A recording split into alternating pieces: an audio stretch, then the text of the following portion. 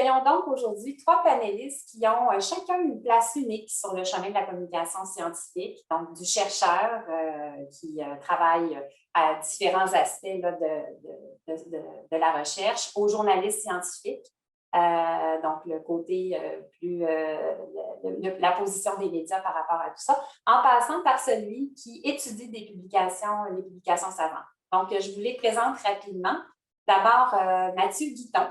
Mathieu, je pense qu'on peut faire signe de la main pour bien t'identifier. Donc, Mathieu est professeur titulaire au département d'ophtalmologie et d'autorinolaryngologie, chirurgie cervico-faciale. J'espère, Mathieu, que tu n'as pas à dire souvent le nom de ton département, c'est très long. Donc, à la faculté de médecine. Et il est également chercheur au Centre de recherche cerveau. Et en plus, il est éditeur en chef de Computers in Human Behavior, donc l'un des journaux les plus prestigieux dans le domaine de la cyberpsychologie, et de Computers in Human Behavior Reports. Donc, Mathieu, on va se voir très rapidement pour ta présentation. Bienvenue parmi nous. Je vous présente aussi donc M. Jean-François Clich, Jean-François qui est journaliste et chroniqueur scientifique au journal Le Soleil et au magazine Québec Science. Donc, Mathieu qui est bien connu dans notre région. Auteur de La science de votre sous-sol jusqu'aux étoiles et de Fake News, le vrai, le faux et la science qui est sorti récemment. Bienvenue avec nous, Jean-François. Je sais que tu as donné beaucoup de ton temps pour cette cause et on apprécie là, que tu sois avec nous aujourd'hui. Maintenant, Vincent Larivière, qu'on accueille sur notre plateau. Donc, Vincent qui est professeur titulaire à l'école de biblioéconomie et des sciences de l'information de l'Université de Montréal. Vincent est également titulaire de la Chaire de recherche du Canada sur les transformations de la communication savante et directeur associé dans le domaine de la planification et des communications stratégiques. Donc, bienvenue avec nous, Vincent, pour cette activité. Donc, nous allons maintenant passer aux présentations de chacun de nos invités, de nos panélistes, et nous leur avons laissé une dizaine de minutes, ce qui n'est pas très long, on en est bien conscient, pour exposer un petit peu leur point de vue, mettre la table sur le sujet, et on aura la chance ensuite de discuter avec eux. Alors, je vais commencer par vous présenter un petit peu plus en détail Mathieu, qui va être le premier à prendre la parole, Mathieu Guiton. Donc, ses intérêts de recherche portent sur les cybercomportements, soit les comportements humains dans les espaces virtuels, allant des dynamiques dans les communautés virtuelles aux questions d'inégalité numérique, sujets qui sont très intéressants et d'actualité. Il est également très fortement impliqué dans le monde de l'édition scientifique, je vous l'ai mentionné donc, tout à l'heure. Il agit notamment en tant qu'éditeur en chef de plusieurs journaux et il a contribué à développer de nouveaux journaux scientifiques également. Il coordonne une série d'actions visant aussi à augmenter la diversité dans les publications scientifiques. Donc, Mathieu, j'arrête ici de parler et je te laisse la parole. Tu pourras saluer les gens et activer ton partage d'écran pour la présentation. Merci beaucoup, Geneviève. Merci à tous ceux qui sont là. Puis, je remercie les deux autres panélistes parce que c'est des gens très, très intéressants et je suis très excité de participer à ce panel, surtout que c'est un sujet qui m'intéresse beaucoup. Donc, je vais juste partager mon écran. Voilà. Parfait. Donc, en fait, comme l'a dit Geneviève, moi, j'ai plusieurs chapeaux. Et aujourd'hui, je vais vraiment vous parler de l'aspect éditeur, édition de journaux. Oups, excusez-moi. Non, forcément, téléphone qui sonne au mauvais moment. Donc, j'ai un premier chapeau qui est celui de chercheur. Donc, je suis chercheur en cybercomportement. Je m'intéresse au comportement humain en espace virtuel. Donc, les fausses nouvelles, ça m'intéresse en tant que chercheur. Je m'intéresse aux médias sociaux et ainsi de suite. Donc, c'est quelque chose qui est intéressant en tant que tel. Mais je suis également éditeur et c'est en tant que tel que je vais parler aujourd'hui. Donc, je suis l'éditeur en chef de Computers in Human Behavior, qui est un des plus gros journaux, si ce n'est le plus gros journal au monde pour tout ce qui a trait à la cyberpsychologie. C'est un impact facteur de 5, donc ce qui est quand même assez élevé pour un journal dans le domaine des sciences humaines. Quand j'ai pris le journal, on avait un impact facteur de 1,8, donc on a beaucoup augmenté au cours des dernières années.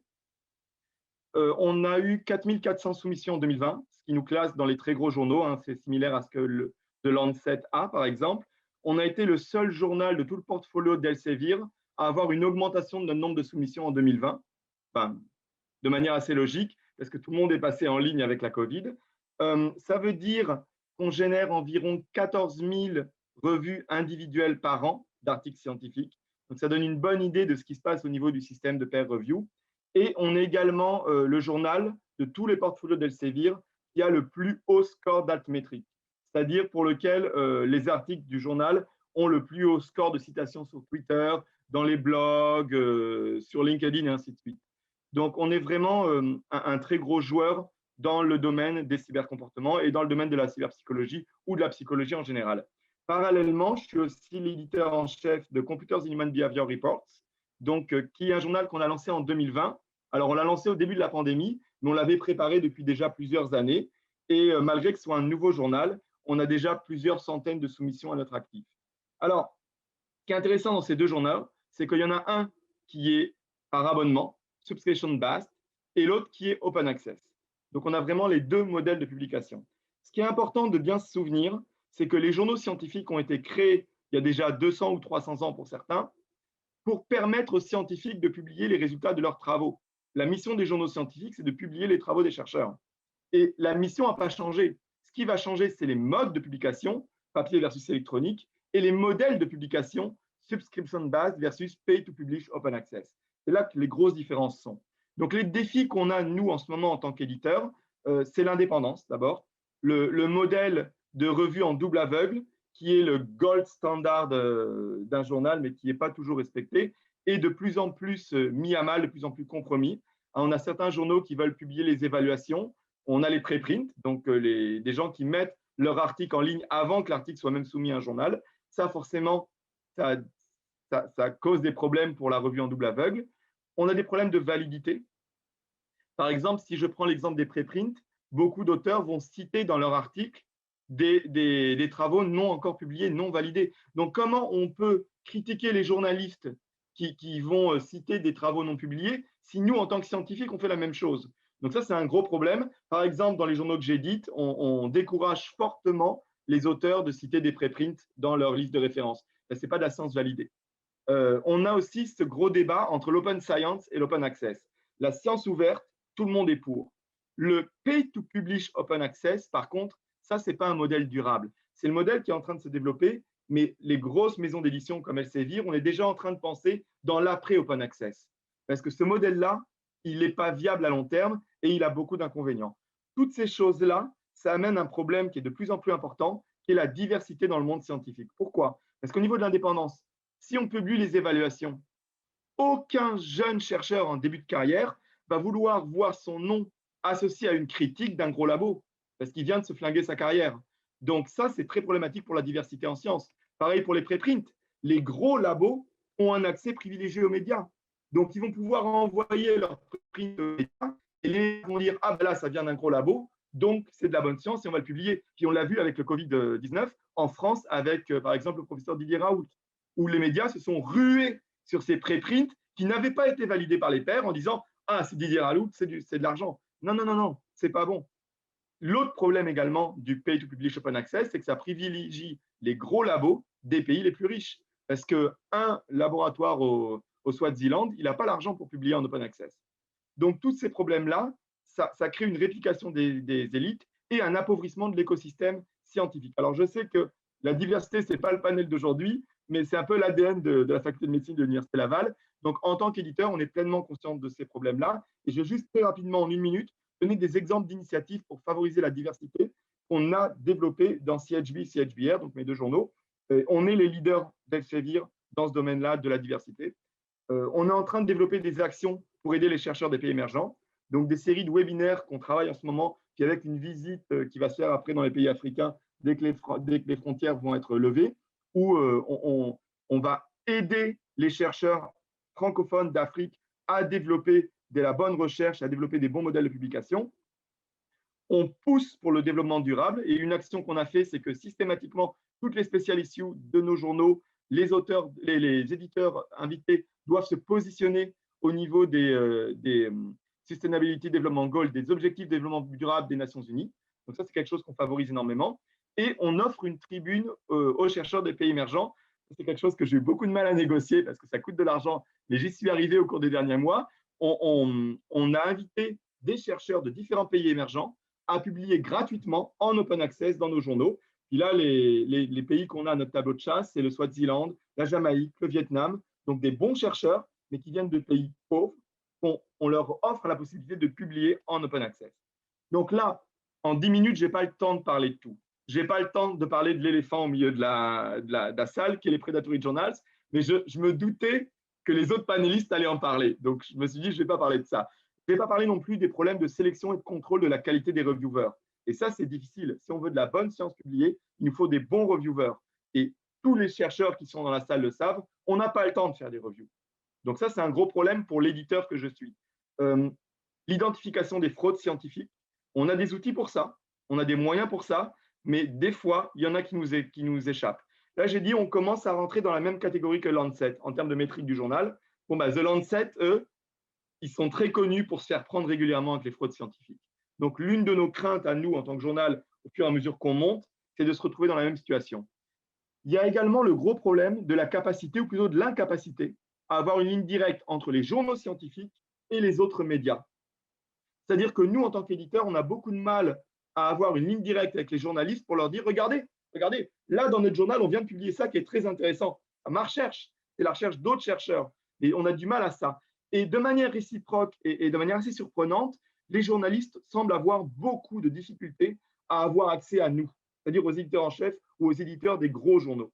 Et donc là, je pense qu'il y a beaucoup de travail à faire pour diminuer l'occurrence des fake news. Il y a beaucoup d'autres choses qu'on peut discuter et que je serais très content de discuter avec vous plus tard dans la discussion. Donc, je vous remercie pour ces quelques minutes. S'il y a des questions, des discussions, on va les avoir avec les fantastiques panélistes qu'on a autour de la table.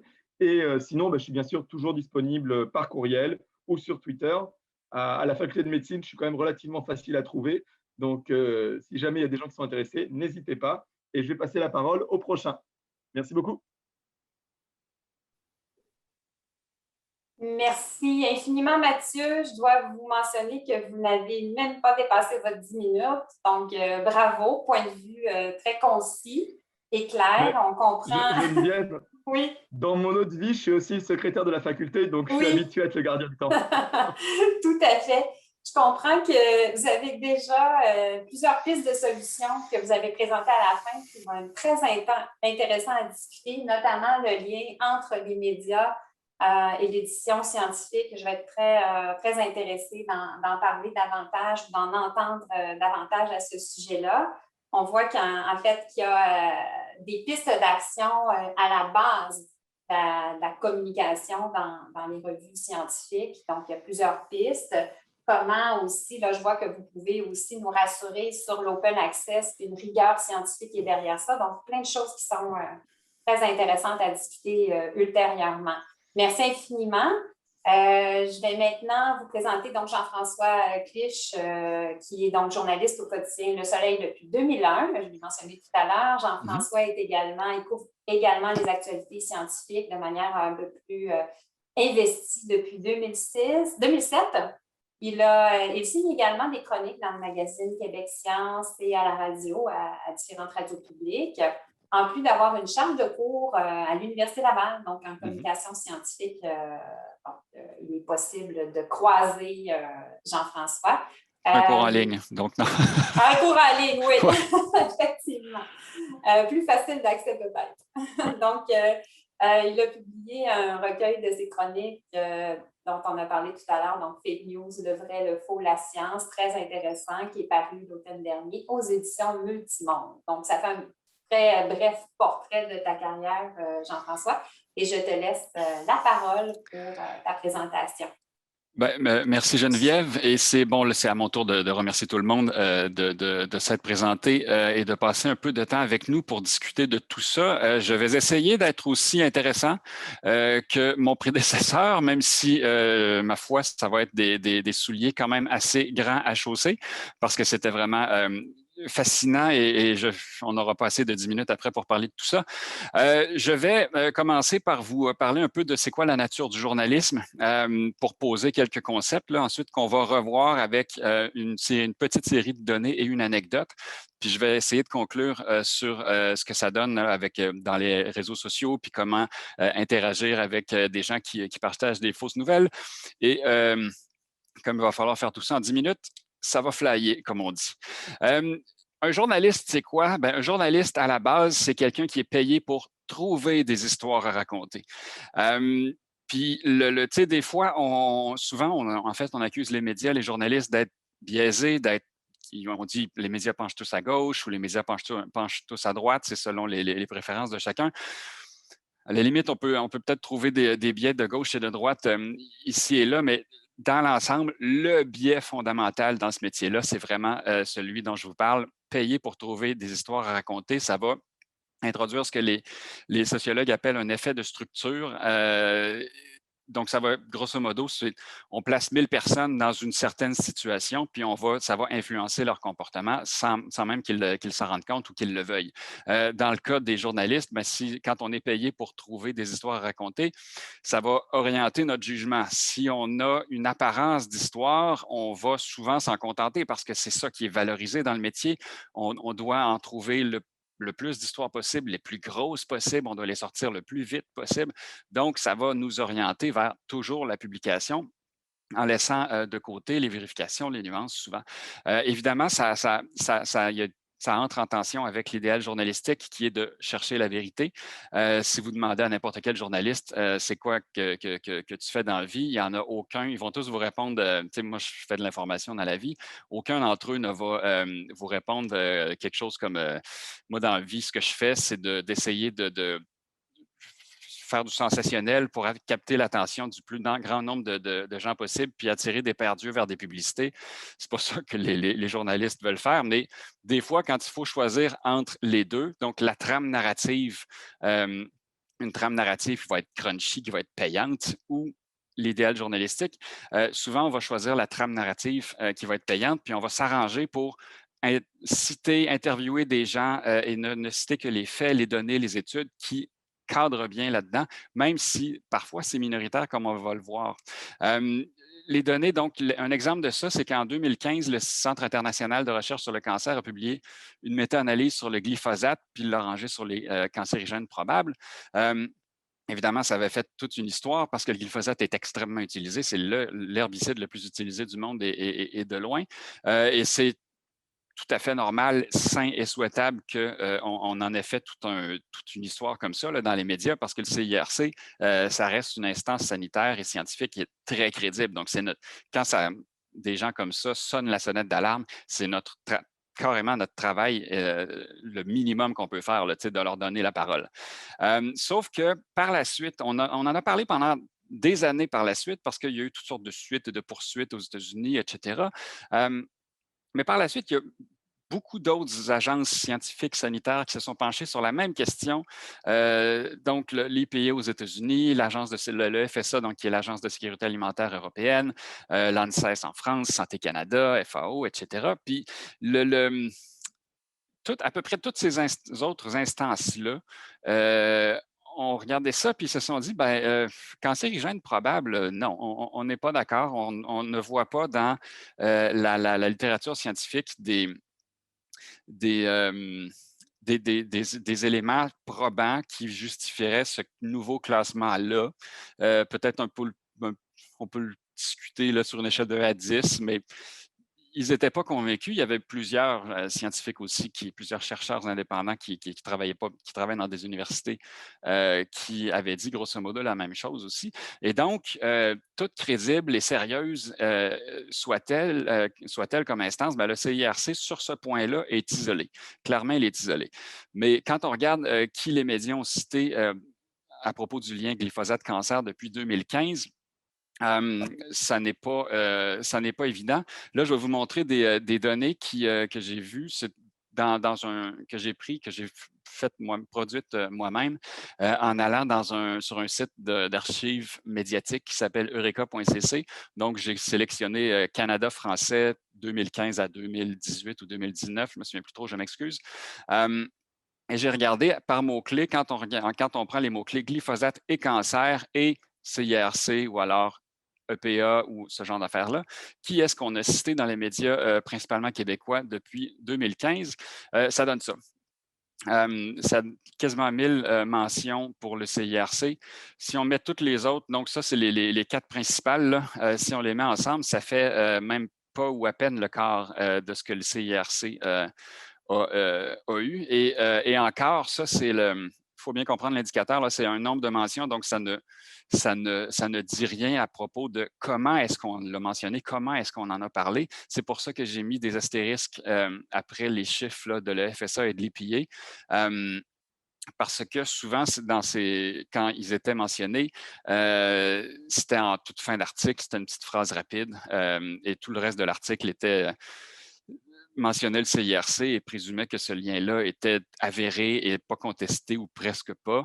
Dans une bonne partie de ces articles-là aussi, le FSA, l'EPA, Santé Canada un peu aussi, étaient accusés, étaient mentionnés parce qu'ils étaient accusés de manger dans la main de l'industrie et d'être plus ou moins corrompus et que c'était pour ça qu'ils contredisaient le CIRC.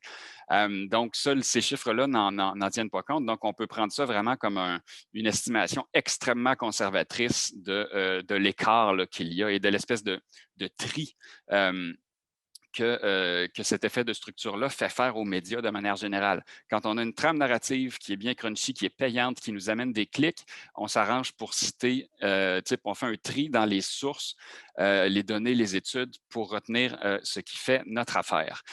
Et ensuite, on va y revenir. Ça, c'est sur plusieurs années. Je vais vous montrer un autre exemple de ça quand je dis qu'on y revient. Ça, c'est un exemple, vous avez sans doute tous vu ou presque tous vu ça passer. C'était en 2017. Il y avait une photo qui avait fait, puis une vidéo qui avait fait littéralement le tour du monde, montrant un ours polaire complètement amaigri, mourant carrément. Et ça avait été, il était devenu un peu l'image, le visage des changements climatiques et tout et tout. C'est ça, la trame narrative qu'on avait tissée autour de tout ça, c'était ça. Tout ça était basé au départ sur une seule entrevue, grosso modo, c'était le National Geographic qui avait sorti ça et c'était l'entrevue qui avait fait une entrevue avec le photographe, le caméraman, le documentariste qui n'était pas biologiste. Très rapidement, il y a toute une série de biologistes et de spécialistes qui étudient, des chercheurs qui étudient l'ours polaire, qui ont dit, voyons donc, est-ce que c'est le changement climatique? Peut-être, mais on n'en sait absolument rien. Des ours qui meurent comme ça, qui sont complètement amaigris comme ça, il y en a des milliers à chaque année. Je veux dire, c'est la vie, c'est la nature sauvage. Ils n'ont pas d'hôpitaux. Peut-être qu'il est tombé malade, peut-être qu'il s'est blessé puis que ça fait des semaines qu'il ne parvient plus à se nourrir. C'est des choses qui arrivent.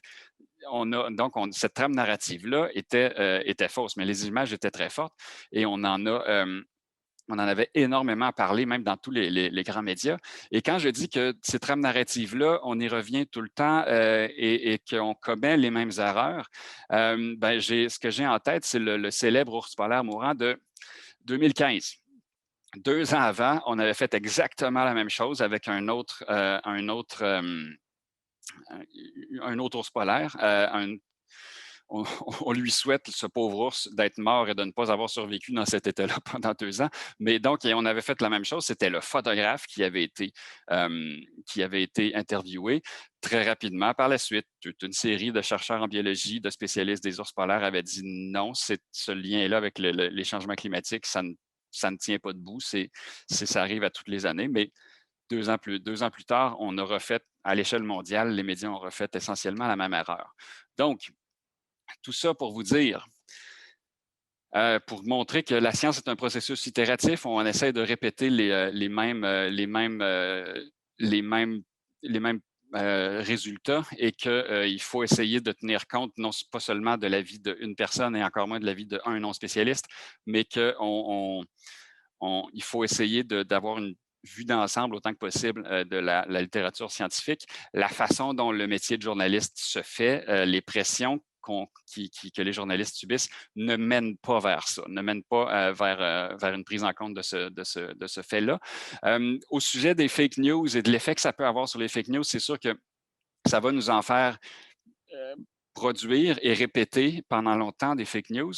Je pense qu'il ne faut pas exagérer l'effet des médias parce qu'il y a quand même, j'ai vu plusieurs travaux, plusieurs études où on note une corrélation entre ce que les gens pensent et ce que les médias qu'ils consomment disent, sauf que le sens de cette corrélation-là n'est pas clair et quand on regarde les travaux qui vraiment essayent de tout contrôler le plus possible, de reproduire le plus possible la façon naturelle dont les médias sont consommés et tout, de façon à mettre le doigt sur la causalité. Ces travaux-là, en général, montrent que c'est pas les médias qui influencent les gens, ce sont plutôt les gens qui choisissent les médias en fonction de leurs préférences personnelles. Donc, il ne faut pas exagérer l'effet des médias. Je pense qu'il ne faut pas la sous-estimer non plus parce que, comme j'ai dit, on y revient souvent dans les mêmes tracks, les mêmes ornières, les mêmes trames narratives. L'effet de répétition, il est réel. Là. Toute l'industrie de la publicité est basée là-dessus. Donc, ça peut avoir quand même une influence. Et qu'est-ce que tout ça veut dire pour les échanges que les scientifiques peuvent avoir avec des gens qui propagent des fake news sur les réseaux sociaux? Comment communiquer avec eux? Bon, c'est sûr qu'il y a des extrémistes là, qui sont totalement inaccessibles à la raison et aux faits, là, totalement imperméables à tout ça. Mais je vous ai mis un petit tableau pour montrer le degré de confiance que les Américains ont envers les scientifiques. À gauche, on voit donc le degré de confiance des Américains envers les militaires. Évidemment, l'armée, les militaires, l'institution militaire aux États-Unis, du point de vue de la confiance du public dans une culture militariste comme celle des Américains, c'est le gold standard. Là. Et donc, les scientifiques sont juste à côté. Et on voit que c'est à peu près égal et que ça se maintient même que sous l'ère Trump en plus, ça a même augmenté un peu. Et donc, ça m'amène à peut-être terminer par un petit conseil. Là, ce qui fait que cette confiance-là se maintient, j'aurais pu aussi peut-être vous-même vous montrer la partie plus bas du même graphique là, qui montrait le niveau de confiance envers les journalistes, mais ça m'aurait fait un petit peu de peine, malheureusement. Mais la confiance envers les journalistes est en chute libre depuis des décennies. Ce qui fait que les scientifiques maintiennent cette confiance-là, c'est leur façon de travailler. Ce processus itératif-là qui prend du temps, qui prend du temps et qui est plein de doutes, plein de détours et tout. Quand vous avez des échanges à échanger avec des gens qui propagent des fake news, qui citent Didier Raoult, qui vont citer Didier Raoult, qui lui-même est cité par des médias comme M. Guiton disait, et qui, ce matin même, Didier Raoult était en entrevue à Radio-Canada d'ailleurs. Quand vous faites ça, insistez sur ce processus-là. Et en quoi est-ce que des gens comme Didier Raoult ou d'autres vont essayer de bypasser, de prendre des raccourcis et des libertés avec ce processus-là. Je pense que c'est là-dessus, beaucoup, qu'il faut insister pour conserver cette confiance-là et pour aussi en profiter de cette confiance-là pour convaincre vos interlocuteurs, surtout les non-scientifiques. Parce que les gens sont quand même, ça montre ce tableau-là, que les gens comprennent pourquoi les scientifiques, pourquoi on leur fait confiance, qu'est-ce qui les rend dignes de confiance. Donc, c'est de jouer là-dessus. Et j'espère ne pas avoir trop dépassé mon 10 minutes. Donc, pas de problème, Vincent. Un petit peu dépassé quand même. Je m'excuse. On vous pardonne. On vous pardonne. C'était très intéressant. On en aurait pris encore également là, sur votre présentation. Vous n'avez pas parlé des médias sociaux, mais quand on ajoute aussi ce volet-là à l'équation, ça complexifie encore plus les choses. J'entends beaucoup le thème de la diversité des points de vue, aussi diversité des sources que Mathieu a mentionné tout à l'heure. Bref, fort intéressant. Je vais maintenant donc inviter notre troisième panéliste et on pourra rediscuter avec vous, Jean-François, pour différents éléments que vous avez amenés. Donc, Vincent Larivière, à qui on souhaite également la bienvenue. Donc, Vincent oriente ses travaux de recherche sur différents aspects liés à la communication dans un contexte scientifique. Donc, les politiques scientifiques et les caractéristiques des systèmes de recherche, les transformations dans le monde du numérique, les modes de production et de diffusion des connaissances scientifiques. Un élément intéressant qui est celui du rôle des étudiantes et des étudiants dans la diffusion des connaissances, et on en a tout plein avec nous aujourd'hui, donc ça va être intéressant pour eux là, de vous entendre. Et enfin, les enjeux de la diversité et de l'inclusion dans la communauté scientifique. Je pense qu'un thème qui commence à être de plus en plus présent là, dans les travaux là, de différents chercheurs. Donc, Vincent, je vous donne la parole. Merci beaucoup de l'invitation. Donc, moi, je vais essayer de dresser un portrait, disons, vu très macro là, de la situation. Puis, je vais passer quand même une certaine partie de la présentation, à peu près la moitié là, sur la question des revues prédatrices, vous présenter certaines données empiriques là, relatives à une nouvelle base de données qu'on a créée qui n'indexe que les revues prédatrices. Donc, on va aller comprendre cet écosystème-là qui est un peu invisible à certains égards. Donc, on est allé créer un genre de Google Scholar ou Web of Science, mais qui n'indexe que les revues prédatrices. Donc, un peu de contexte. Publier, c'est de plus en plus important pour la communauté scientifique. Aujourd'hui, en sciences, si vous ne publiez pas, vous n'existez pas. Puis ça, c'est quand même relativement nouveau. Dans les années 40, 50, 60, enfin, on pourrait dire jusqu'aux années 80, 90, les gens publiaient quand ils avaient découvert quelque chose, quand il y avait quelque chose à dire. Je ne veux pas dire ici que les gens publient quand ils n'ont rien à dire, mais il y a une pression à publier qui est indiscutable dans la communauté scientifique. Un bon contre-exemple de ça, c'est Peter Higgs, qui est évidemment le découvreur du boson de Higgs, qui a publié son dernier papier en 1979, parce que, bon, après ça, il considérait qu'il n'y avait plus vraiment quelque chose à dire, qu'il n'était plus capable réellement de contribuer, à tout le moins, aux nouvelles connaissances. Il continue à enseigner, il continue à se présenter au séminaire, mais il a arrêté de publier, ce qui nous rappelle qu'on ne gagne pas le prix Nobel ou on ne guérit pas la COVID à cause de notre nombre d'articles stratosphériques. Ça en prend seulement un. Et donc, il y a tout un contexte de la croissance des évaluations des chercheurs basées sur des publications. On peut dire qu'au Canada, au Québec, on est relativement, disons, immunisé contre cette pratique qui n'est pas institutionnalisée. Il y a des pays comme la Chine où il y a des primes directes aux chercheurs qui sont basées sur des publications. Dans certaines universités chinoises, on parle d'environ 165 000 $ pour un article dans Science ou dans Nature. Donc, on voit là qu'il y a une pression à publier, d'aller publier dans les meilleures revues, ce qui amène en fait certaines dérives. Évidemment, le numérique est venu changer notre rapport à l'information. Publier, créer de l'information, c'est beaucoup plus facile, tant pour de l'information scientifique que pour tout type d'information qui est moins scrutée à la loupe. Il y a eu une création massive aussi après l'ère numérique du nombre de revues savantes. Donc, juste pour vous donner une idée des nombres ici, là, à l'échelle mondiale en ce moment, il y a plus de 100 000 revues savantes actives. Et tout ça, c'est immense. Elsevier en détient autour de 2500, Springer Nature autour de 2500, mais il y a tout un écosystème immense de revues savantes. Et donc, la quantité d'informations scientifiques qui est là, elle est en fait incompréhensible pour une seule personne.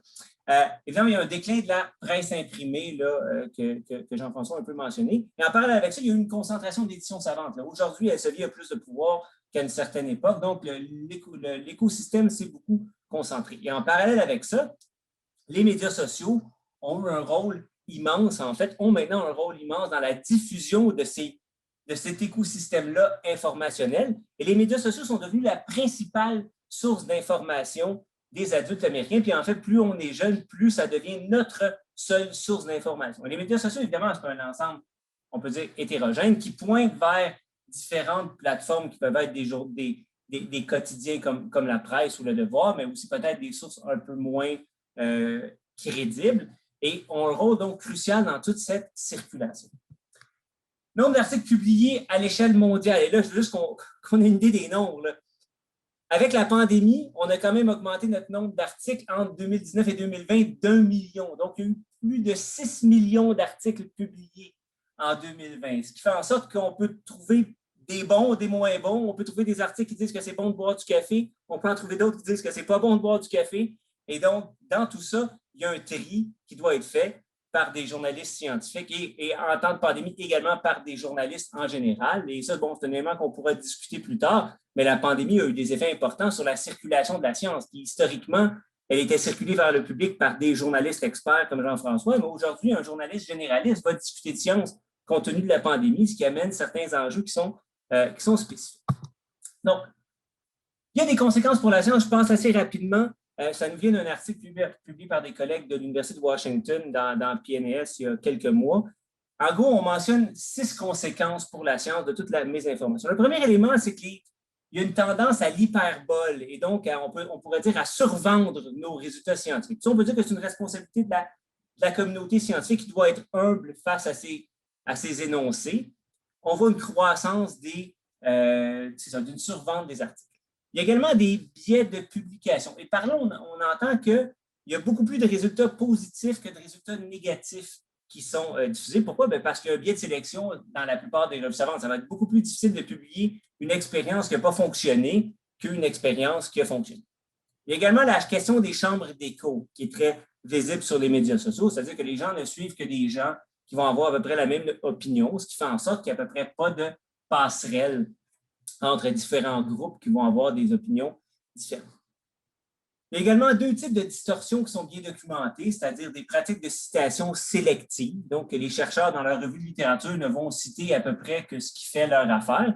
Il y a également une distorsion des données, à savoir qu'on va choisir les points de données qui sont plus susceptibles, si vous voulez, de montrer les conclusions qu'on voudrait vouloir obtenir. Et dans tout ça, il y a une autre source de bruit qu'on appelle les revues prédatrices, à défaut d'avoir un meilleur. Donc, c'est quoi les conditions d'existence des revues prédatrices? Pourquoi tout ça a émergé au début des années 2000, grosso modo? Évidemment, il y a l'arrivée de l'ère numérique que j'ai déjà mentionné, mais il y a d'autres conditions spécifiques. Le premier, c'est qu'on a accepté que c'était correct de payer pour publier. On aurait pu dire collectivement que non, c'est immoral d'utiliser des fonds de recherche pour payer, donc vous ne pouvez pas faire ça. Mais on a accepté que c'était correct. On a également accepté que c'était correct qu'il y ait des organisations qui fassent des profits sur la science. On aurait pu se dire que collectivement, c'est inacceptable qu'on monnaie la diffusion des connaissances, compte tenu que les auteurs ne sont pas payés, les évaluateurs non plus. On a accepté ça. Troisième point, les chercheurs ont besoin de publier. Les revues prédatrices, d'une certaine façon, on peut dire que c'est la dernière étape avant de mettre le manuscrit aux poubelles pour certains chercheurs. Certains vont l'avoir mis aux poubelles avant de l'envoyer là, mais bon, pour certains, ça va être le dernier endroit où on va avoir une chance de publier.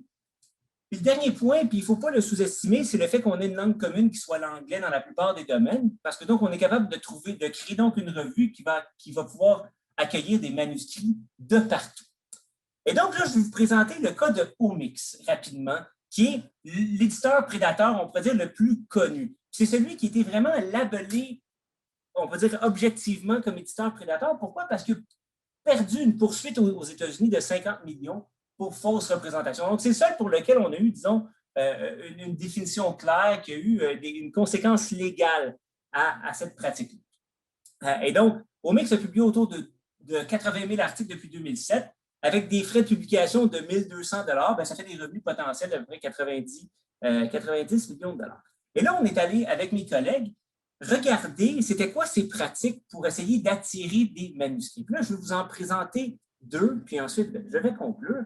La première, c'est qu'on est allé rebrander en bon français les revues de Omics. Donc, à partir du moment où Omics devient l'image de l'éditeur prédateur, on est allé acheter plein de petits éditeurs et on est allé faire ce qu'on pourrait appeler un rebranding rétrospectif des articles d'Omics. Pourquoi? Parce que, bon, en gros, un éditeur qui n'a pas de réputation, un éditeur qui n'est pas connu, c'est quand même mieux qu'un éditeur qui a une mauvaise réputation. Là, je vais vous montrer rapidement quelques captures d'écran.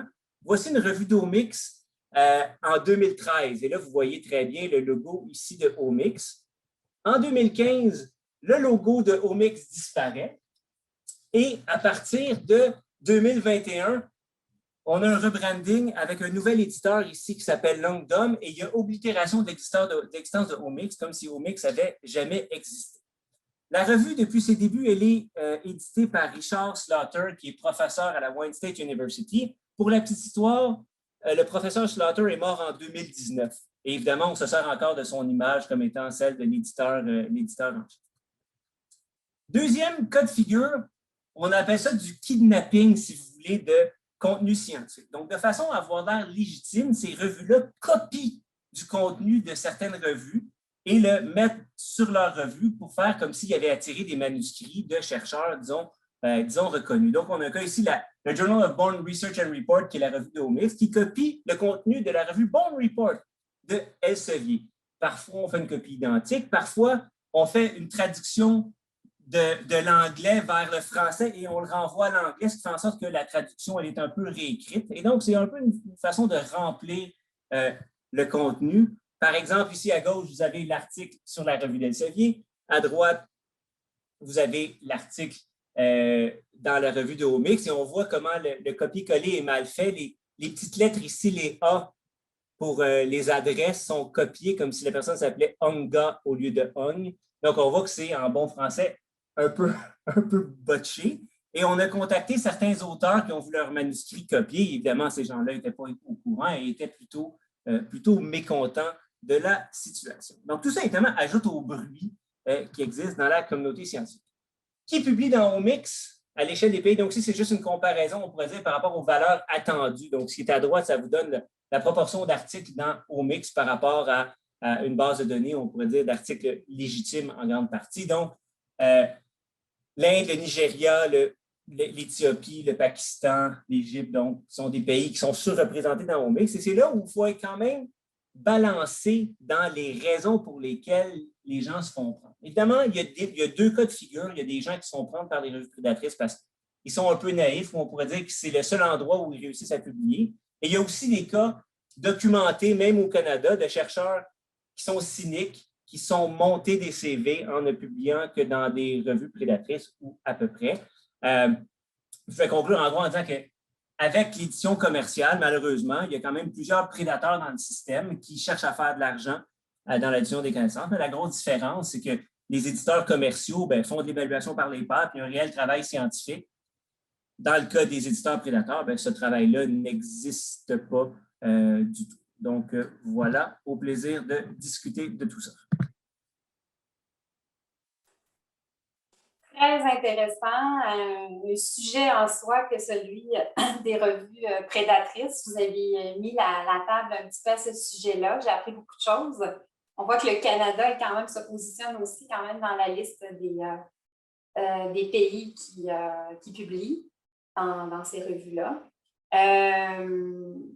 Vous avez parlé beaucoup de surcharge d'informations, c'est très évident, de course à la publication, course à l'article, une escalade même, qui est peut-être au cœur des problèmes. C'est des thèmes qui sont vraiment d'actualité intéressants et à discuter, bien entendu. Je vous remercie infiniment, Vincent. On va maintenant passer, donc je remercie chacun des panélistes. On va maintenant passer en fait aux échanges entre nos panélistes. Donc, les présentations qui ont été faites par chacun d'entre vous ont certainement soulevé des réactions, des questionnements. Je vous inviterai donc peut-être à amener une table d'échange avec vos collègues au sujet des points qui sont discutés. On va se laisser peut-être une dizaine de minutes pour pouvoir avoir un peu de temps pour répondre aux questions du public. Donc, peut-être je commencerai par inviter Mathieu, notamment avec ce qu'il a entendu. Là, vous avez parlé des revues prédatrices un petit peu de votre côté. Peut-être je vous inviterai à lancer la balle sur les réactions là, que vous avez par rapport à la présentation notamment de Vincent. Oui, il y a Vincent qui avait levé la main, peut-être. Je vais peut-être lui laisser la parole. Ah oui, bon, désolé. Mais avant, je voulais dire que, écoutez, les deux présentations là, de Jean-François et de Vincent étaient extrêmement intéressantes. Et moi, c'est une discussion que j'aimerais bien poursuivre plus tard, parce que je pense qu'en une demi-heure, on n'aura pas le temps de tout explorer. Mais enfin, voilà, c'est vraiment très intéressant. Alors, on peut peut-être laisser la parole à Vincent en premier lieu. Si vous voulez, écoutez, il faut que quelqu'un se lance, donc je ne savais pas si quelqu'un allait y aller, donc je vais. Il y a une question qui est assez cruciale que Mathieu a abordée brièvement, mais que je pense qu'il doit être débattue largement, c'est celle des prépublications. Les prépublications, c'est quelque chose qui, historiquement, s'il y avait juste les physiciens qui faisaient ça avec leur serveur archive, évidemment, le domaine médical a toujours été réfractaire à ça pour plein, je pense, de bonnes raisons. S'il y a un article en physique qui présente des résultats frauduleux, les conséquences peuvent être, disons, un peu plus limitées que si c'est un article clinique, on peut dire. Hein. L'article qui a des conséquences sur la santé, on est peut-être un peu plus précautionneux avec ça. Maintenant, la pandémie a montré que l'évaluation par les pairs, elle était imparfaite. Hein. On s'est retrouvé avec des situations où tu as l'article du Lancet qui est rétracté, même s'il a été évalué par les pairs. Puis en parallèle avec ça, on a eu des preprints qui ont été, qui évidemment, à un moment donné, sont évalués et sont publiés, mais on a eu des preprints qui ont été critiqués sur les médias sociaux, puis dans l'ensemble, étaient très valides. Fait que ce que je veux rappeler ici, c'est que l'évaluation par les pairs, dans la plupart des cas, ne fait que des modifications mineures au manuscrit. Il y a une analyse qui est sortie il n'y a pas très, très longtemps qui montre que dans 80% des cas, pré- et post-évaluation, les manuscrits sont modifiés de façon marginale. Il y a à peu près 10% des articles qui sont modifiés de façon importante. Et que le fait qu'un manuscrit n'ait pas encore passé l'évaluation par les pairs, ça ne veut pas dire qu'il n'y a pas eu de critiques qui étaient faites par des gens. Hein. L'équipe de chercheurs, il faut leur faire confiance quand même un peu. Il faut rappeler aussi que l'évaluation par les pairs ne refait pas les expériences. Ce que font les pairs, c'est une critique interne de la cohérence du manuscrit, une critique externe. Est-ce que le manuscrit a du sens par rapport à ce qu'on sait dans la littérature en général? Fait que je n'ai pas nécessairement de réponse au débat, mais je pense que le débat est très complexe et qu'il semble y avoir une ouverture de plus en plus grande à permettre aux gens de citer des prépublications. Et je pense que c'est une bonne chose. Je vais répondre à ça parce que c'est très intéressant comme réaction. En fait, oui, c'est vrai. Quand un manuscrit est accepté, souvent, il n'y a pas tant de modifications que ça. Mais le truc, c'est qu'il y a beaucoup de manuscrits qui ne sont pas acceptés. Nous, notre taux de réjection, il est entre 85 et 90% dans CHV. 85%. Ça veut dire qu'on filtre. Et la peer review nous dit, mais ça, c'est pas bon. Donc, quand c'est bon, il n'y a pas de problème. Quand un article est bien écrit par un chercheur qui sait ce qu'il fait de la bonne recherche, on corrige un point, on corrige une virgule. Mais il y a un gros volume de choses qui sont juste pas bonnes et que nous, on rejette en tant qu'éditeur. Alors, si moi, je le rejette, mais si on le met sur un préprint, puis on dit bah, c'est validé, puis un jour, ça sera publié, certainement. Quand je dis moi, ce n'est pas moi, Mathieu Guiton. C'est moi en tant qu'éditeur, le journal, donc mes associés éditeurs, mon editorial board, mes reviewers, c'est vraiment la communauté. Donc oui, c'est tout à fait vrai. Les bons articles qui sont publiés sont très peu changés. Par contre, les mauvais articles sont juste pas publiés.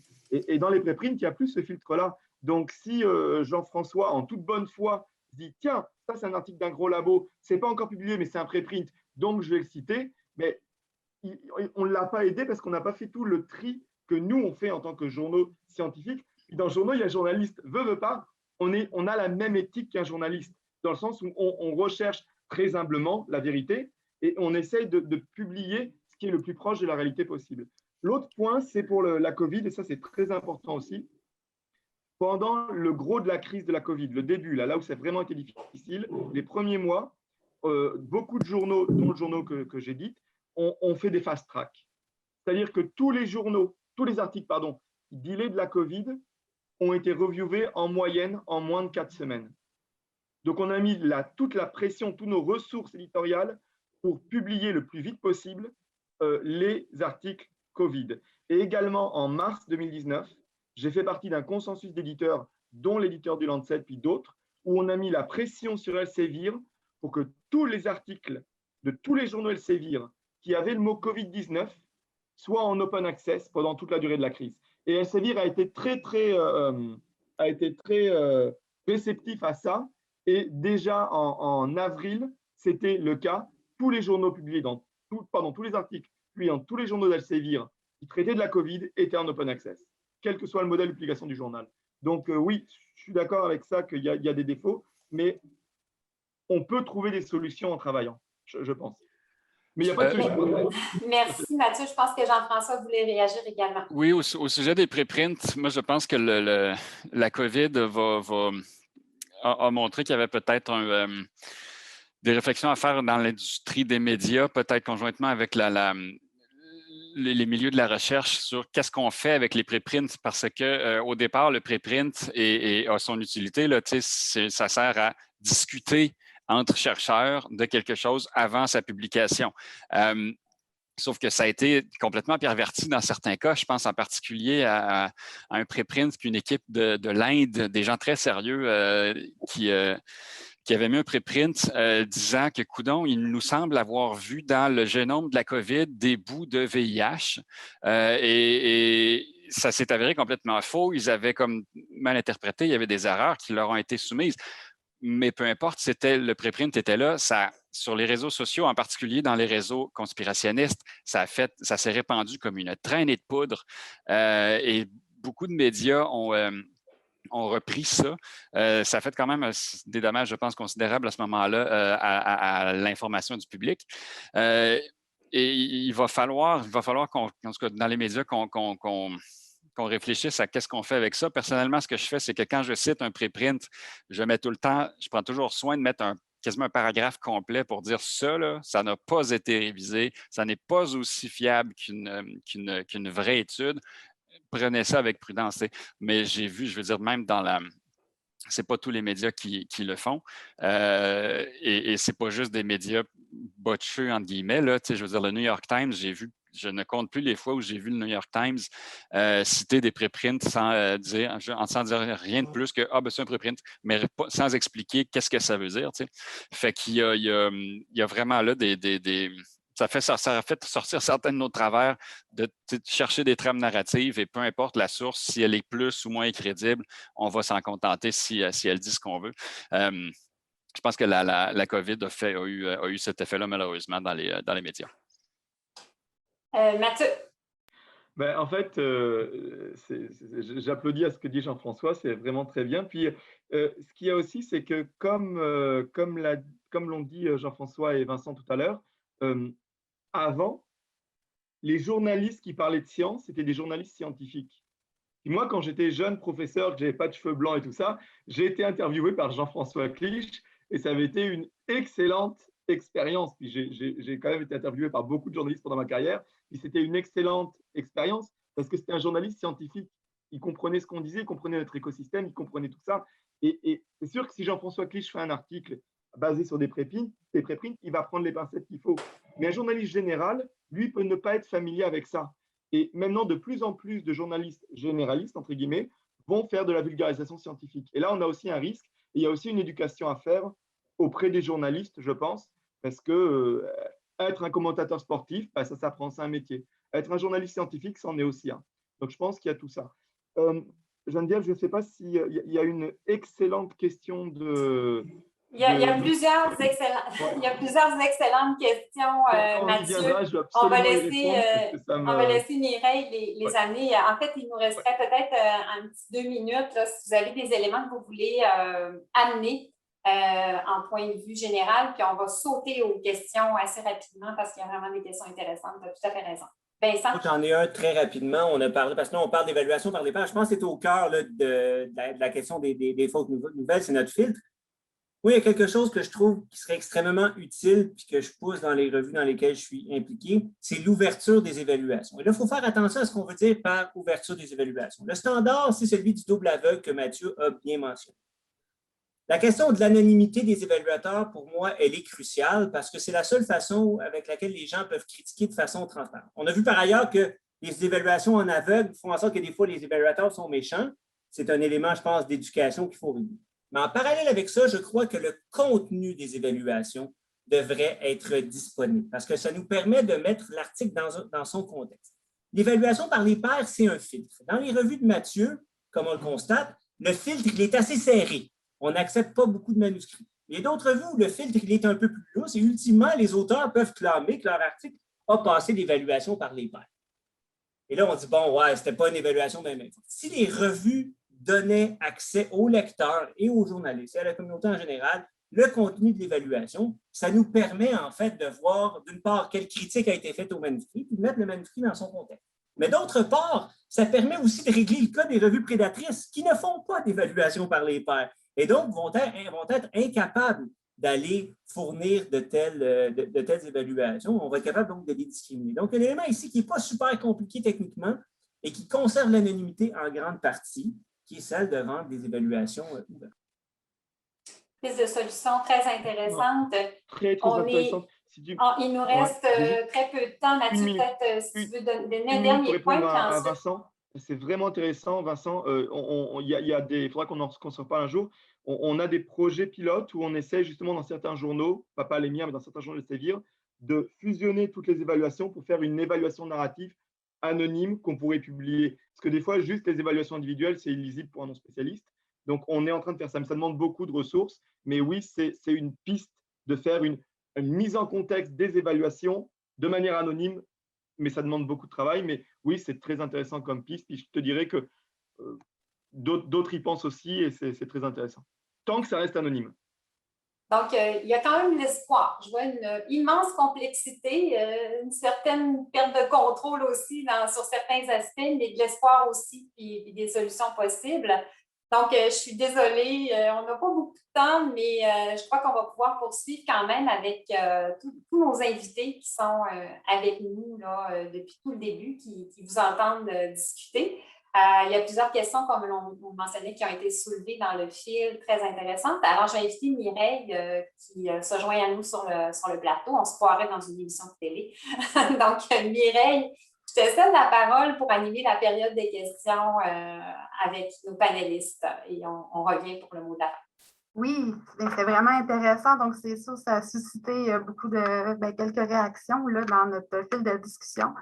J'ai envie d'enchaîner, en fait, avec la question d'Alexandre Bureau qui pose une question donc, vous avez effleuré un peu là, la réponse dans la discussion précédente, mais il se demandait, il disait qu'il voyait les revues prédatrices et les fausses nouvelles dans les médias comme deux problèmes distincts. Puis il disait, est-ce qu'il y a des données sur la part des fausses nouvelles qui trouvent leur source dans les revues prédatrices? Donc, de voir le lien, peut-être l'impact parce que monsieur Larivière a parlé des impacts pour les scientifiques, des publications dans les revues prédatrices, mais peut-être voir l'impact sur la société. Là. Il y a très peu de données là-dessus, en fait. À partir de la base de données qu'on est en train de créer, on va être capable d'aller voir si effectivement ces articles-là, d'une part, sont cités dans la littérature scientifique. On sait qu'ils le sont très peu dans la littérature scientifique, mais il y a des traces des fois. Aller voir si effectivement il y a eu des trucs dans les médias. Restez à l'écoute. D'ici 6 mois, on devrait avoir des premières données là-dessus. J'ai bien hâte d'entendre ça personnellement parce que ça m'intéresse. Moi non plus, je n'ai jamais vu de chiffres là-dessus sur l'écho que ça peut avoir dans les médias. Mais comme je l'ai dit tantôt, je l'ai vu nombre de fois depuis un peu plus qu'1 an. Des préprints qui sont cités allègrement dans les médias sans vraiment prendre la peine non seulement de dire, de mettre les pincettes et d'avertir le lecteur que ce n'est pas particulièrement fiable, mais j'ai aussi vu des préprints cités à l'appui de thèses qui n'avaient essentiellement ni queue ni tête. L'idée, un préprint qui disait avoir trouvé détecté le matériel génétique de la COVID en Espagne je pense que c'était mars 2018 ou quelque chose comme ça, là, quelque chose comme 6 mois avant la Chine, puis c'était dans le New York Times que ça s'était ramassé. Ça clairement, je crains fort que quand on aura des chiffres, ça va montrer que les médias, ces préprints-là et ces articles de revues prédatrices-là vont être cités beaucoup plus dans les médias que dans la littérature scientifique. Merci. Il y a aussi Alexis Duringer qui se demandait quelle est la justification derrière les prix exorbitants d'accès aux articles et journaux scientifiques et son impact sur l'accès aux connaissances, notamment dans les pays en développement. Moi, je peux en parler brièvement. Là. Bon, Elsevier et les autres éditeurs commerciaux font des marges de profit de 40 %. Hein? Donc, évidemment, c'est une compagnie privée. Elsevier, ce n'est pas le seul, mais c'est le plus gros. Hein? Donc, c'est quoi la justification des prix exorbitants? Écoutez, les frais de publication chez Elsevier sont d'à peu près 2 500 à 3 000 par article. Chez PLOS, qui est à but non lucratif, c'est 1 500. Et on voit la différence qui correspond à peu près à la marge de profit. Et là, je vais faire juste rapidement une petite histoire. Moi, j'étais éditeur associé d'une revue d'Elsevier, puis à un moment donné, la communauté s'est fâchée contre justement ces prix exorbitants. Là, on a décidé de s'aborder la revue. Donc, on a démissionné en bloc. on a créé une revue équivalente chez MIT Press. Et nos frais de publication chez MIT sont entre 600 et 800 $ pour le même service. On ne peut pas dire que MIT Press, ce n'est pas un éditeur sérieux. Donc, il y a des choses qui peuvent être faites, mais ça demande beaucoup de travail. Il faut convaincre tout le monde d'embarquer avec nous. Et il faut aussi sacrifier son facteur d'impact. La revue, nous, c'était la plus prestigieuse du domaine et on a démissionné en bloc pour repartir à neuf, mais avec le même comité scientifique, donc avec le même capital accumulé de chercheurs pour créer la même chose. Évidemment, dans certains domaines, c'est probablement plus facile que dans d'autres, mais il y a des actions qui peuvent être prises par les chercheurs pour créer un écosystème qui est un peu plus juste pour tout le monde. Puis je conclurai assez rapidement sur le fait que les frais de publication, on pense que les revues en libre accès nous demandent toujours de payer. Or, la majeure partie des revues en libre accès ne demandent pas de frais de publication.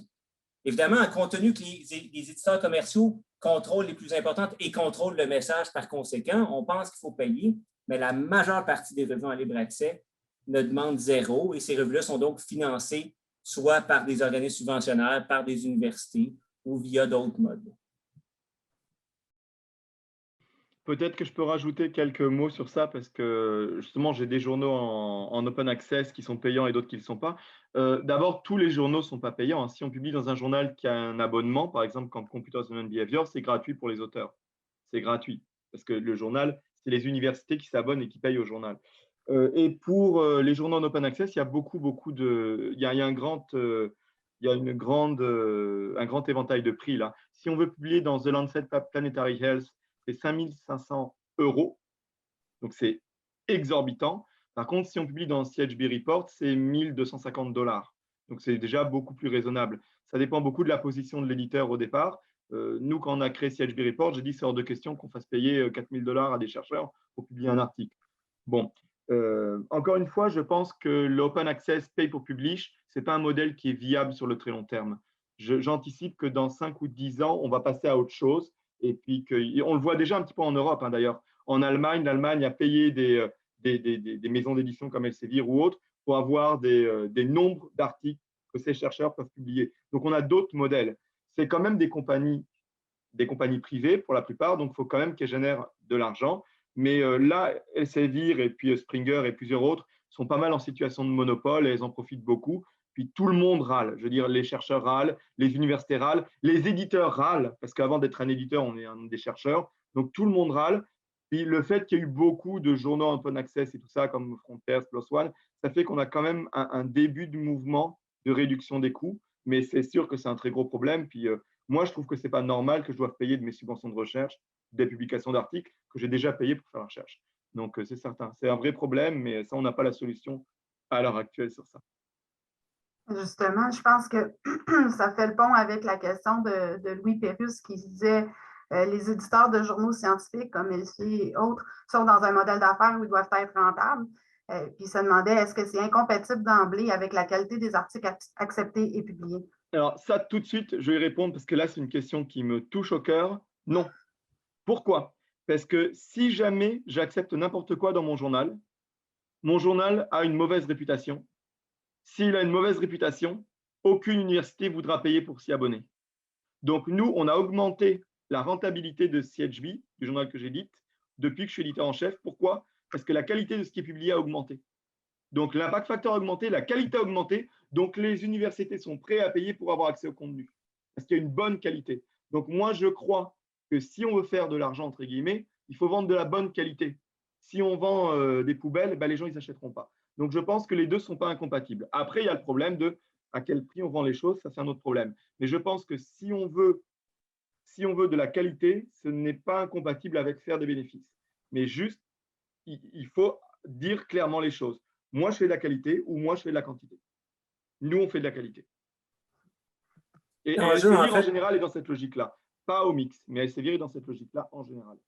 L'enjeu que Mathieu mentionne est crucial parce qu'il faut distinguer les revues sous abonnement qui a besoin d'une demande de lecteurs pour exister. Une revue qui est 100% en libre accès n'a pas besoin de lecteurs, elle n'a besoin que des auteurs pour faire des revenus. Et c'est là un des dangers qui est associé au modèle où les auteurs paient. Si on avait un libre accès où les gens ne paient pas, on pourrait dire ni les lecteurs ni les auteurs, qu'on se dotait d'un système collectif de diffusion des connaissances. Mais il n'y aurait aucun intérêt pour une revue d'accepter plein de manuscrits parce que ça n'augmenterait pas ses revenus. Il n'y aurait pas cet élément-là qui est crucial. Effectivement, dans le fond, je vais souligner là, le fait qu'il y avait quelqu'un qui posait la question dans le chat, comment discriminer rapidement les revues prédatrices qui présentent parfois un facteur d'impact de l'ordre de 4, par exemple, avec parfois des contenus assez limpides. Là, M. Larbière, vous avez répondu là, dans le chat que c'est des faux facteurs d'impact. Hein? Puis là, vous avez mis le lien, j'invite les gens à aller cliquer pour voir. En fait, cet article-là, c'est une description en détail là, de ce que c'est le facteur d'impact, ce que c'est et ce que ce n'est pas. Mais il y a tout eu, dans l'écosystème des revues prédatrices, là, il y a des faux facteurs d'impact, des fausses conférences, puis des fausses revues. Puis comme compte tenu qu'ils savent très bien que ça prend un facteur d'impact pour exister, bien, ils inventent un chiffre. Et voilà. Et de manière générale, pas juste sur les revues prédatrices, mais la question, c'est comment distinguer rapidement, comment reconnaître rapidement les revues prédatrices. Rapidement, en tout cas, dans ma petite expérience, ça ne se fait pas. C'est une critique des sources qui doit se faire. Et donc, là, il y a toutes sortes de validations externes, mais ça prend du temps. Et souvent, la clé de voûte là, des constructions intellectuelles et de la mythologie, des fake news qui circulent, la clé de voûte qui leur permet de persister, ben c'est ça. C'est que ça prend du temps pour faire les recherches, pour déceler les défauts et les travers et déceler la fausseté, la mauvaise qualité. Et ça, ben, les gens, monsieur, madame, tout le monde, de manière générale, n'ont pas le temps qu'il faut, ni l'envie le samedi après-midi, quand il fait soleil, de faire ça. Puis c'est bien normal, quoi. Fait que, voilà. Merci beaucoup, effectivement. Même le monde de la recherche aussi manque de temps. Il y a la question de Louise Riveret ici qui dit « Quand le mal est fait, par exemple avec Didier Raoult, pendant la crise que nous vivons, et qui est relayé et mis en avant par son propre hôpital, repris par des journalistes non spécialisés, qu'est-ce qu'on pourrait faire de plus pour rassurer l'opinion publique et communiquer mieux les informations? »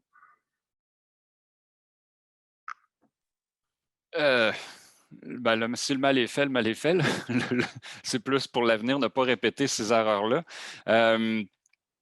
Du côté médiatique, je suis plutôt pessimiste, comme pour les raisons que j'ai exposées pendant ma présentation sur notre capacité la capacité des médias à ne pas répéter les mêmes erreurs, parce que, comme je l'ai montré, quand il faut choisir entre l'idéal journalistique de recherche de la vérité et une trame narrative croustillante, c'est rare qu'on choisit l'idéal journalistique. On est spontanément poussé à aller vers la trame narrative et à répéter les mêmes erreurs. Et souvent, on a entendu le Vincent et Mathieu parler de cette recherche de la vérité-là qui est au cœur de la science aussi, de pression de publier. Il y a le même genre à plusieurs égards, les pressions puis les conditions dans lesquelles les métiers de journalistes et de chercheurs se font se ressemblent, se recoupent. Mais je pense qu'une différence fondamentale qu'il y a entre les deux, c'est la capacité d'autocorrection de la science qui, elle, est tout à fait bonne, là, vraiment très solide, qui fonctionne bien. Dans les médias, on n'a pas cette capacité d'autocorrection-là à ce point-là. C'est même assez faible le nombre de fois que j'ai vu en page 1 quelque chose une fausseté être publiée, puis ensuite, quand il y a un erratum qui est publié, ça va être dans le bas de la page 14 pour que personne ne le voit là, et qu'on n'ait pas l'air de s'être trompé. Bon, les médias ne sont pas particulièrement bons dans l'autocorrection, malheureusement.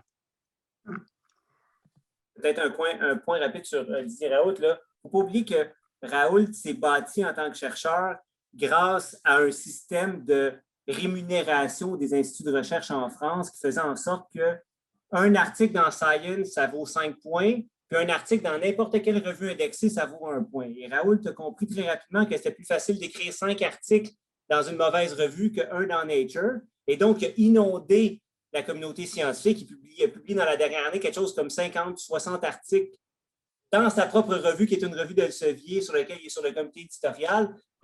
Et donc, il a réussi à se rendre riche et son institut a rendu super riche à cause de cette formule de financement-là qui, à mon sens, est tout à fait problématique. C'est un peu ça que je voulais présenter en intro, c'est qu'il y a des trucs structurels qu'on peut faire dans l'évaluation de la recherche pour ne pas créer des monstres comme celui-là. Merci beaucoup. Est-ce que je peux me permettre juste de rebondir sur les deux choses qui ont été dites? Je suis entièrement d'accord avec Jean-François et avec Vincent. Je vais même aller plus loin de ce que dit Vincent. Au Canada, on n'est pas à l'abri de ça non plus, parce que le système de financement par les IRSC a tendance quand même, ou par le CRSNG, un petit peu moins le CRSH, mais les IRSC et le CRSNG ont tendance à répliquer ce type de modèle aussi. Et pour Jean-François, je voulais dire, pour moi, un journaliste et un chercheur, c'est la même chose. C'est des gens qui sont extrêmement curieux et qui veulent voir ce qu'il y a derrière les choses. La seule différence pour moi entre un journaliste et un chercheur, c'est le temps dont on dispose. Nous, on a beaucoup de temps pour faire nos recherches. Un journaliste n'est pas du tout dans le même framework temporel que nous. Et on le voit quand un journaliste me demande une interview, il me le demande le mardi pour le mercredi midi. Genre, j'ai que ça à faire. Mais parce que lui, il faut que ça aille vite. Lui, il faut que ça aille vite. Moi, l'article le plus long qui m'a pris à écrire m'a pris 12 ans et demi à faire. Bon, heureusement pour moi, j'en fais d'autres plus vite que ça. Mais je veux dire, nous, en tant que chercheurs, on a le temps d'approfondir notre curiosité qu'un journaliste ne dispose pas de ce temps-là. Et cette différence de vision du temps et d'utilisation du temps est cruciale à comprendre si on veut comprendre les interactions entre la science et les médias, à mon avis. Je vais surfer sur le temps peut-être, parce que je vois le temps filer. Il nous reste peut-être 3-4 minutes maximum pour conclure. Je vais laisser Mireille peut-être poser une ou deux dernières questions, puis le mot de la fin ensuite, ça vous. En fait, je pense que je vais y aller avec la question de Marine Merlin qui nous disait, premièrement, qui vous remercie beaucoup pour les présentations et les échanges très intéressants. Elle dit, Monsieur Guiton, vous avez parlé de la difficulté d'établir un lien entre les journalistes et les éditions de journaux scientifiques. Y aurait-il des pistes pour améliorer cette communication, ce qui permettrait d'éviter, par exemple, la publication dans les médias généraux de preprint, comme mentionné précédemment dans la discussion? Je ne vais pas monopoliser le temps de parole. Y répondre, ça me prendrait 4 heures. C'est très, très important comme question. Je pense qu'on a beaucoup d'incompréhension entre les journalistes et les scientifiques et que c'est par le dialogue qu'on va arriver à avoir des liens de confiance et à pouvoir faire un travail solide. Et la chose aussi, c'est que souvent, le journaliste va chercher le crunchy, l'histoire qui est waouh, qui est sexy, et le scientifique, ce n'est pas ça qu'il voit. Donc, si des fois, le scientifique se met dans les chaussures du journaliste et vice-versa, on est capable, je pense, d'aller chercher une meilleure pratique dans les deux sens. Mais ce lien est difficile à avoir parce que j'ai entendu de la part de journalistes qui nous disaient qu'ils auraient bien voulu nous contacter puis qu'ils ne savent pas comment nous contacter. Donc, je pense qu'il y a comme un effort des deux côtés à faire pour aller voir l'autre entre les journaux scientifiques et les journaux généraux, parce que finalement, on a des journaux, nous aussi, pour accroître le dialogue. C'est un gros travail, mais je pense que c'est un travail qui en vaudrait la peine à long terme. Et je pense peut-être juste une minute là-dessus, un point, je pense qu'il y a eu ces dernières, depuis 5-10 ans au Québec en tout cas, un éveil là, dans les médias sur le fait que la science, ça permet d'éclairer des questions d'intérêt public et c'est pas juste une espèce de sous-spécialité, un beat dont tout le monde se fout comme de l'an 40. Là. Il y a quelque chose d'important et les lecteurs, le public veut être informé. Si on veut informer les lecteurs dans le monde actuel où la science est partout, ben, il faut passer par la science. Puis ça, je le vois notamment dans la couverture, par exemple, du congrès de l'ACFAS. Que j'avais commencé à couvrir quelque chose comme en 2006 ou quelque chose comme ça, 2006-2007. Puis à l'époque, il y avait dans les médias généralistes, là, il y avait moi, il y avait Pauline Gravel du Devoir, il y avait la gang des Années-Lumière, puis un ou deux journalistes des fois de Québec Science, puis c'était tout. Là, quand c'était à Montréal, il y avait un peu plus d'intérêt. Il y avait des médias généralistes, la presse, le Journal de Montréal, qui, allaient peut-être envoyer un journaliste couvrir 2 ou 3 affaires parce que c'était à Montréal anyway, puis c'était pas loin, mais c'était tout.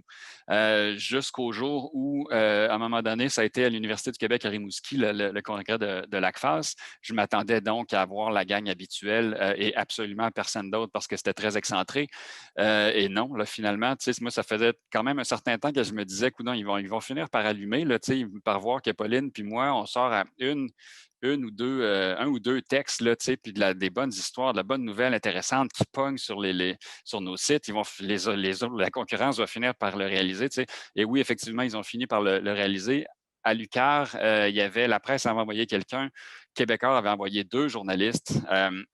Le Devoir, évidemment, avait envoyé aussi du monde. La télé locale, TVA, télé locale avait fait un tour aussi.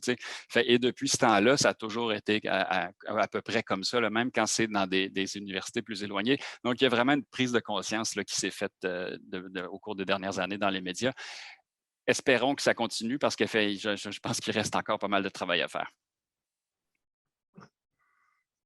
Merci beaucoup. Là, je vois que d'ailleurs que M. Larivière répond à certaines questions qui n'ont pas pu être abordées là, dans le chat. C'est très apprécié.